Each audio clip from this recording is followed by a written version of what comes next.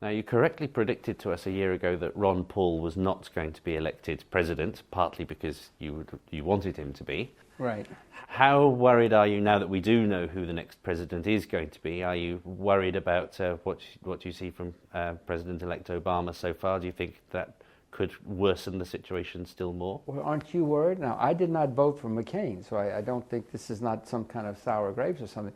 But Mr. Obama has said his two main economic planks are he's going to tax capital in a period when we have terrible capital problems and shortages, and he's going to protect American workers.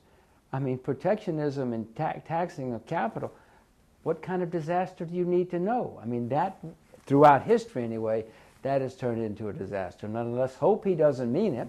Let's hope he was just trying to get elected, or let's hope at least it's cooler heads prevail. He sees the markets collapsing because he was elected, partly because he was elected. Let's hope that teaches him a lesson. If not, batten down the hatches.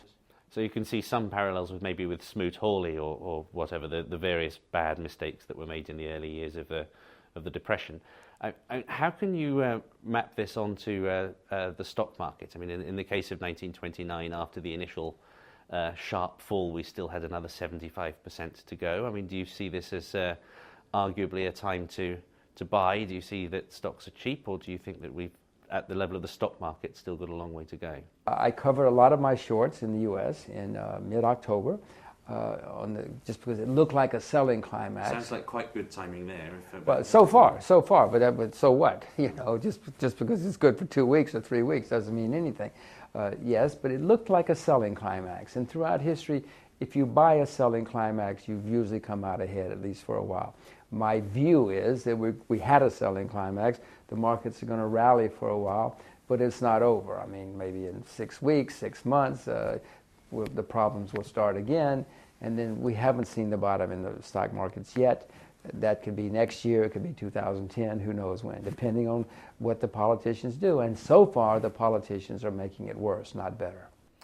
And how do we map this onto the commodities market, which is obviously an area where you've been a famed bull, and we're certainly, when you last talked to us, still confident that we were in a secular bull market for commodities. Do you see the very dramatic sell-offs we've seen in a range of commodities in the last matter of months as a very drastic correction within a secular bull market, or are we actually, is it more than that? Are we actually into a secular bear market? Well, we're in a period of forced liquidation of all assets. It doesn't matter. This is a period, and as I said, we've seen a few periods in history where people pay no attention to the fundamentals. They don't have the luxury of paying attention to fundamentals. They get margin calls or redemptions or lose their credit line or whatever it happens to be. So they're selling. The way you make money in periods like this historically is you buy the things where the fundamentals have been unimpaired. The fundamentals of General Motors are impaired. The fundamentals of Bank of America are impaired.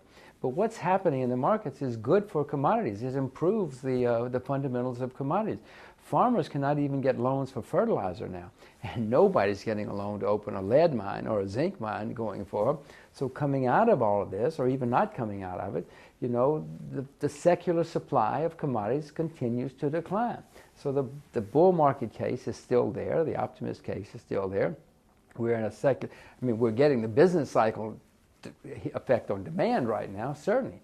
But unless the world's in perpetual economic decline, commodities are the only thing that are going to come out of this okay. And even if we were in perpetual economic decline, in the 30s, commodities hit bottom first, long before the economy did, and started going up because there was no supply.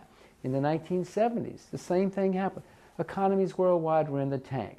Commodities went through the roof because there was no supply, even though the demand was affected. That's what's going to happen again.